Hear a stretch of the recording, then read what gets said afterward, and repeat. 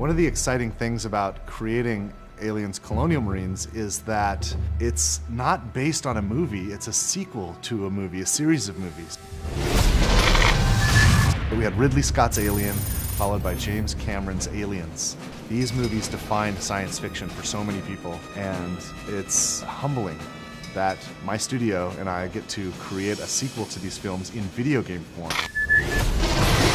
Aliens Colonial Marines is immersive. It's fast, scary, frightening, badass, dark. How many fingers am I holding up? He's fine. we tried to take that idea of a really interesting cast of characters and reinvent it a little bit with Colonial Marines. We're spending a lot of time on the authenticity, the feel of all the weapons, the presentation of the story. We're doing some kind of interesting things with the way that we're presenting objectives and how you make your way through the world. You know, we put a lot of effort into being extremely authentic to the films. We're trying to be very much within canon, and we know that a lot of the hardcore fans take this very seriously. In the past, we've gotten some feedback on screenshots or on some of the videos released, and we take that stuff very, very seriously. We've made changes to the game to make sure that this is what the fans really, really want, and it actually hits the expectations that everyone has.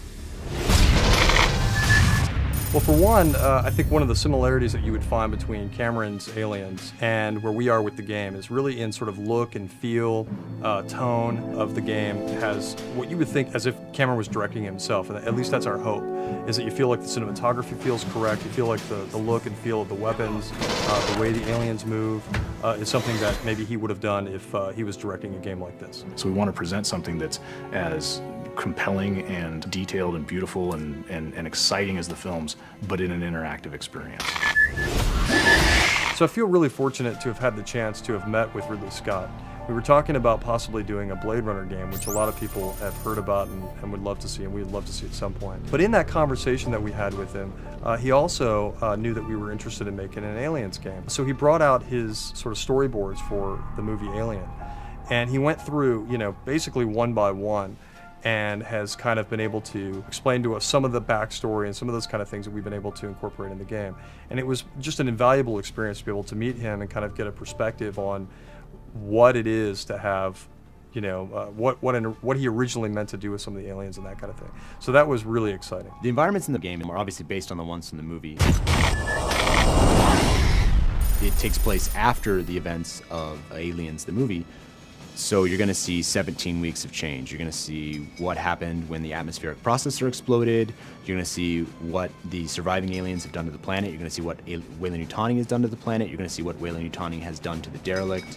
You're definitely going to see what happened in the 17 weeks since the events in Aliens, the film. If you enjoyed the films, you'll get double satisfaction from it because of all the connections that stays true to the canon. It's got a very strong story, it's got great action, it's got an interesting enemy, it's got interesting environments, it'll make you shit your pants from time to time. The Aliens universe is just cool. You're Aliens Marines and you've got this badass arsenal, awesome armor and gear, and you get to go kick ass. We're Aliens fans, and we've taken the risk to tell the story of what happens next. These aliens are gnarly. Like, Colonial Marines are badasses. They can handle anything, right?